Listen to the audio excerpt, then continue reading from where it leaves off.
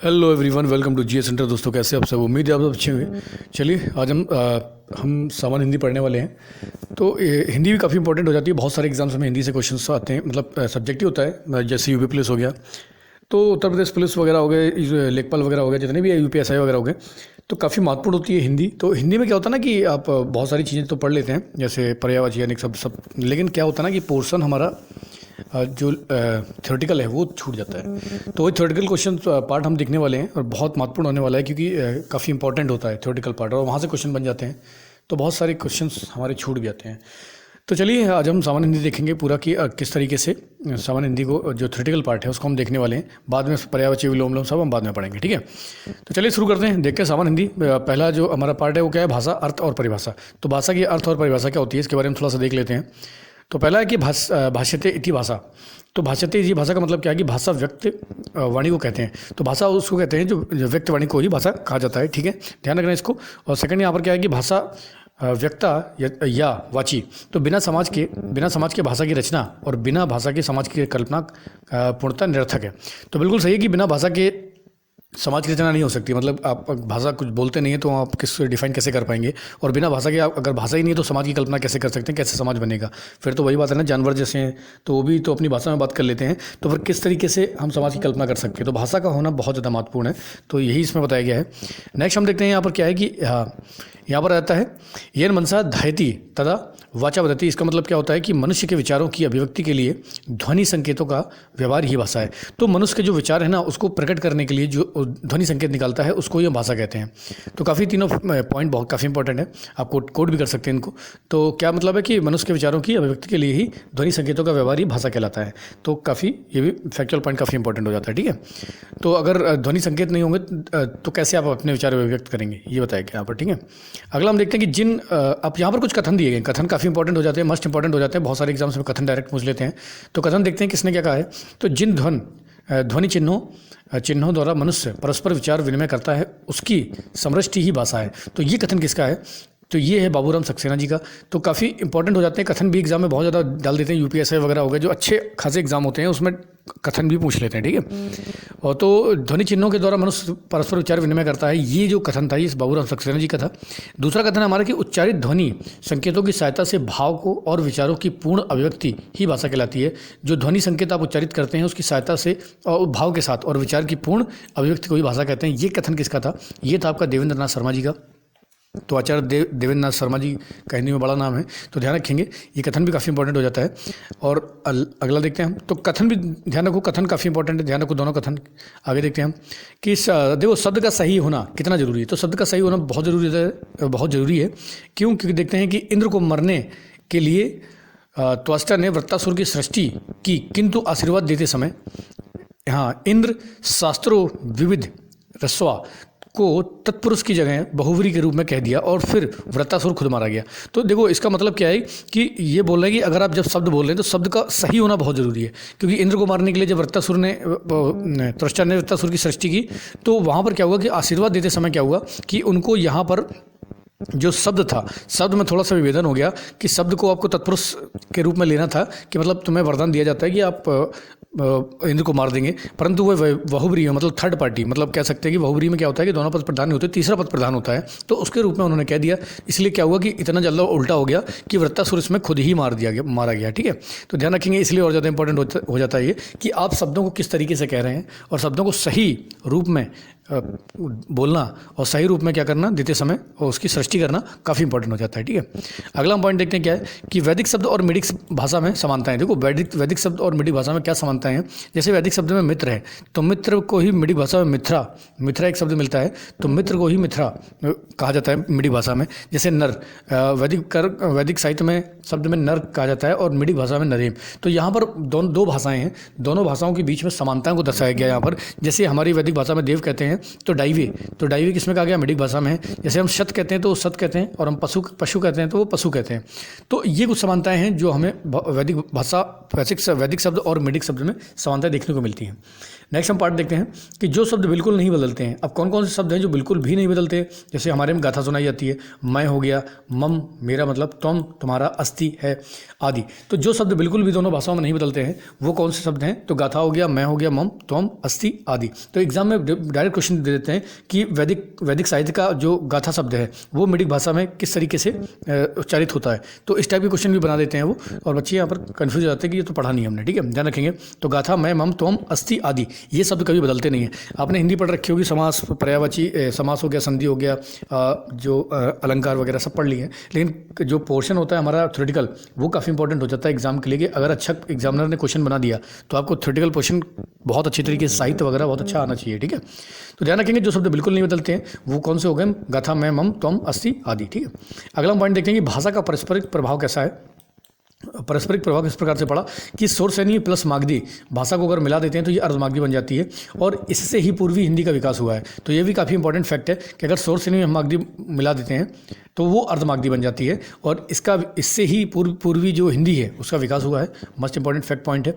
आगे हम बात करते हैं कुछ भाषाओं को दिया गया यहाँ पर कि मागधी भाषा किस धर्म में प्रचलित थी। तो मागधी भाषा जो आपकी बौद्ध धर्म में प्रचलित थी, अर्धमागधी जैन धर्म में प्रचलित थी, और मैथिली की उत्पत्ति कहाँ से हुई, प्राच्य प्राकृत से। बहुत मस्ट इंपॉर्टेंट है कि मैथिली की जो उत्पत्ति हुई है ये किससे हुई है, ये हुई आपकी प्राच्य प्राकृत से। बांग्ला भाषा की सगी बहन भी कहते हैं। तो एग्जामिनर डायरेक्ट पूछ देगा आपसे कि ये बताइए कि बांग्ला भाषा की सगी बहन किस भाषा को बोला जाता है, तो ये बोला जाता है मैथिली को।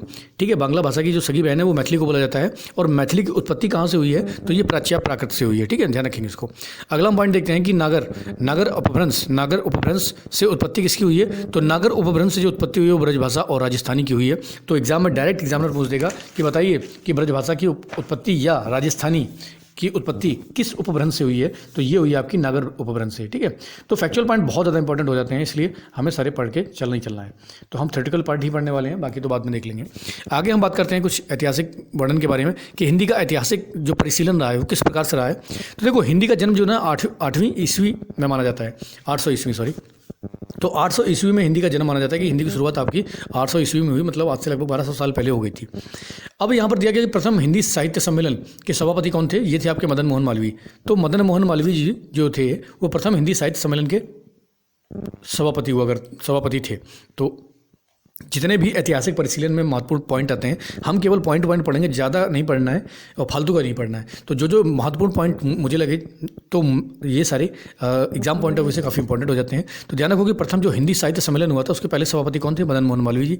अब नया चक्र ग्रंथ किसे कहा जाता है, तो नया चक्र ग्रंथ जो लिखा गया वो देवसेन सूरि के द्वारा लिखा गया। किसके द्वारा, देवसेन सूरि के द्वारा लिखा गया।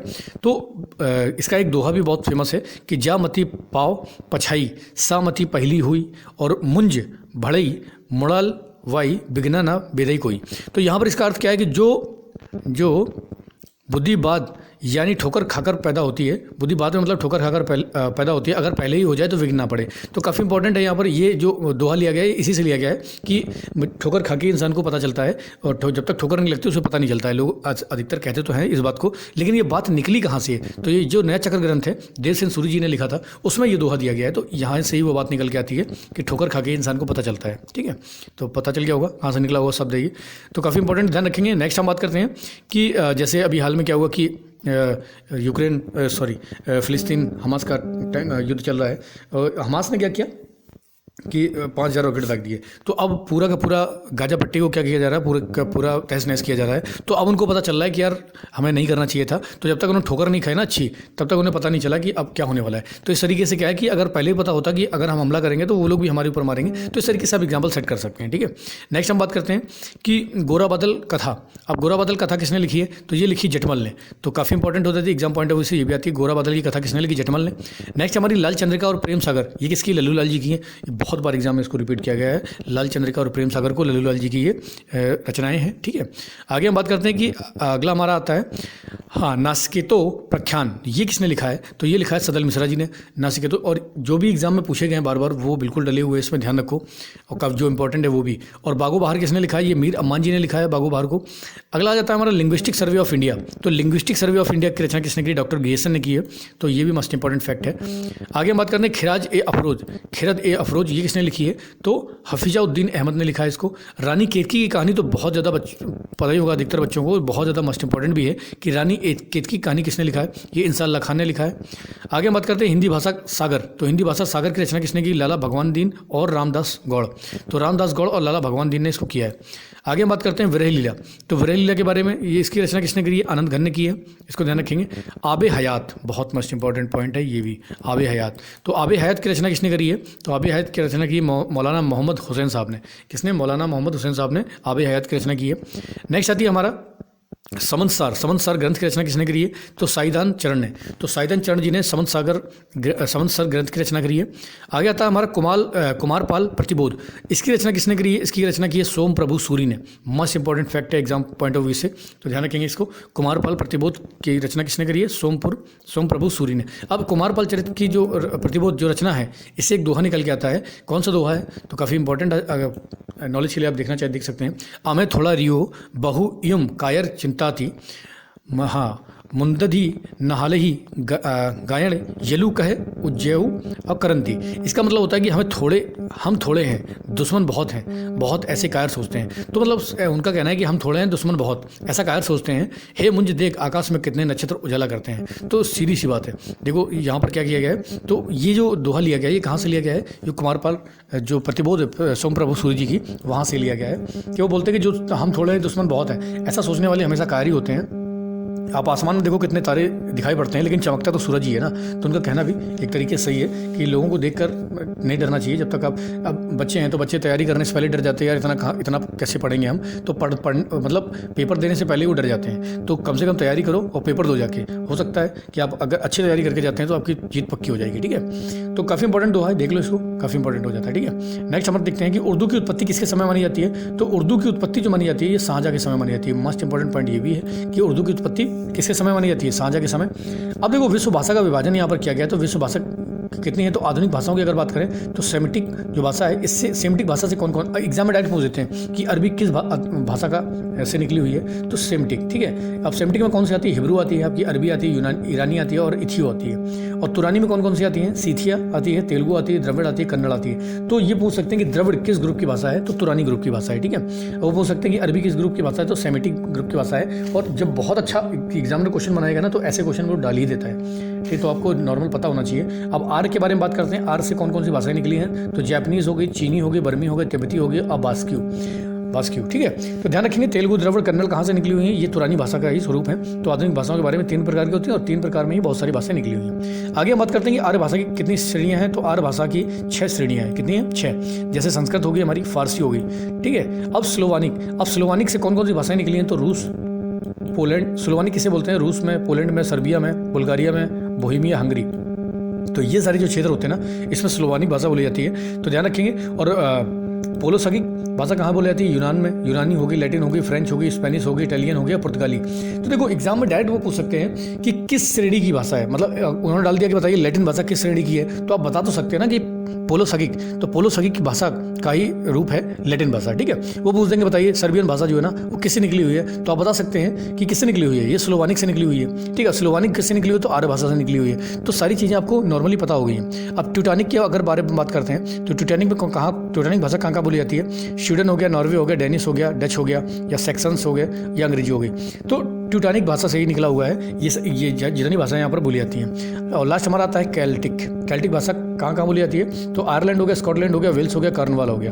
तो काफ़ी इंपॉर्टेंट हो जाते हैं ये सारी चीज़ें। तो एग्जामिनर अगर करेगा बहुत टफ अगर क्वेश्चन बनाने की कोशिश करेगा तो उसमें से डाल देगा बताइए स्कॉटलैंड में जो भाषा बोली जाती है वो किस भाषा की श्रेणी में आता है? तो कैल्टिक भाषा की श्रेणी में आता है। ठीक है, नेक्स्ट हमारे बात करते हैं कि वैदिक काल की 2 भाषाएं हैं प्रमुख थी। एक थी आपकी वैदिक संस्कृत और एक थी वैदिक प्राकृत। तो वैदिक काल की 2 भाषाएं थी, कौन कौन सी थी? एक तो वैदिक संस्कृत थी, दूसरी वैदिक प्राकृत थी। अब ठीक है, ध्यान रखेंगे इसको। अगला पॉइंट हम देखते हैं कि प्राकृत का लिखित साहित्य भाषा का रूप महावीर और बुद्ध की धार्मिक शिक्षा प्राप्त हुआ है। तो देखो, प्राकृत का जो लिखित और साहित्यिक भाषा का रूप वो महावीर स्वामी और बुद्ध की जो धार्मिक शिक्षा है उससे प्राप्त होता है हमें। तो प्राकृत भाषा को जो साहित्यिक भाषा के रूप में यूज़ किया गया वो महावीर स्वामी के द्वारा और आपका बुद्ध के द्वारा ही, भगवान बुद्ध के द्वारा ही इसको मतलब प्राप्त किया गया। नेक्स्ट हम देखते हैं प्राकृत की दूसरी अवस्था। अब प्राकृत से ही निकली हुई पाली, तो प्राकृत की दूसरी अवस्था कैसे कहते हैं? पाली। अच्छा, पाली जो थी ना, ये गांव की भाषा थी। कैसी थी? ये विलेजर्स की लैंग्वेज थी कि लोगों को अगर आसानी से समझ में आ जाए, तो मतलब प्राकृत का ही एक आसान रूप पाली कह सकते हैं हम। तो पाली कहाँ की भाषा थी? गाँव की भाषा थी। अब जैन प्रवर्तक महावीर की धार्मिक शिक्षा की भाषा। अब जो जैन प्रवर्तक थे महावीर स्वामी, वो जो धार्मिक शिक्षा देते थे वो कौन सी भाषा में देते थे? अर्धमागधी भाषा में देते थे। काफ़ी इंपॉर्टेंट पॉइंट है। अब अर्धमागधी किसका स्वरूप है? जल्दी से बताओ, कमेंट करके बताओ कि अर्धमागधी किससे बनी हुई है। मैं अभी पीछे पढ़ा चुका हूँ, तो अर्धमागधी किससे बनी हुई? कमेंट करके जल्दी से बताओ।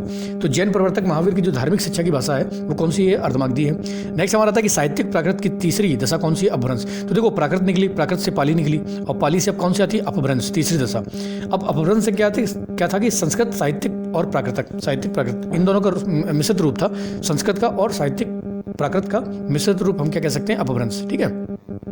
अब अपभ्रंश भी कई प्रकार की थी, जैसे ढक्की अपभ्रंश। तो एग्जाम डायरेक्ट पूछ सकते हैं कि असम में कौन सी अपभ्रंश चलती थी? तो ढक्की। या बंगाल के क्षेत्र में कौन सी अपभ्रंश चलती थी? तो ढक्की अपभ्रंश चलती थी। या उड़ीसा में। और दूसरी कौन सी थी? ब्राचड़ अपभ्रंश। ये कहाँ? तो सिंध नदी के आसपास, जो सिंध नदी थी उसके आसपास के क्षेत्र में ब्राचड़ अपभ्रंश चलती थी। ठीक है, तो इसको भी ध्यान रखेंगे हम। नेक्स्ट हमारा पॉइंट आता है कि पहले हिंदी का विकास 12वीं सदी में 4 शाखा में हुआ था। तो देखो, हिंदी की शुरुआत तो आपको 8वीं ईस्वी में हो गई थी, लेकिन आगे बात करते हैं कि जो हिंदी का विकास जो होना शुरू हुआ था वो 12वीं सदी में 4 शाखाओं में बढ़ गया था। एक था आपका पूर्वी हिंदी, पश्चिमी हिंदी, दक्षिणी हिंदी और हिंदुस्तानी। तो अब यहाँ पर बात करते हैं कि पूर्वी हिंदी में कौन कौन सी भाषाएं बोली जाती हैं। तो पूर्वी हिंदी में जो आती है वो अवधी आती है, बघेली आती है, छत्तीसगढ़ी। तो छत्तीसगढ़ी एग्जाम में डायरेक्ट पूछेगा कि बघेली किस भाषा के अंतर्गत आती है, तो ये पूर्वी हिंदी की आती है। पश्चिमी हिंदी में आती है आपकी कनौजी, बुंदेली, ब्रजभाषा और बगलर। तो ये चारों भाषाएं किसमें सम्मिलित होती है? पश्चिमी हिंदी में। दक्षिणी हिंदी आपकी दक्षिणी हिंदी तीसरा स्वरूप होता है। चौथा स्वरूप कौन सा होता है? हिंदुस्तानी। तो हिंदुस्तानी में कौन कौन सी भाषाएं आती हैं? फारसी आती है, टर्की आती है और अफगानी भाषा आती है। तो ध्यान रखेंगे इसको कि जो पहले जो हिंदी का विकास हुआ था 12वीं सदी में कितने शाखाओं में बढ़ गया था? तो 4 शाखाओं में बढ़ गया था। पूर्वी हिंदी, पश्चिमी हिंदी, दक्षिणी हिंदी और हिंदुस्तानी भाषा। और पूर्वी में कौन कौन सी थी? पश्चिमी में। और हिंदुस्तानी में कौन कौन सी थी? ठीक है।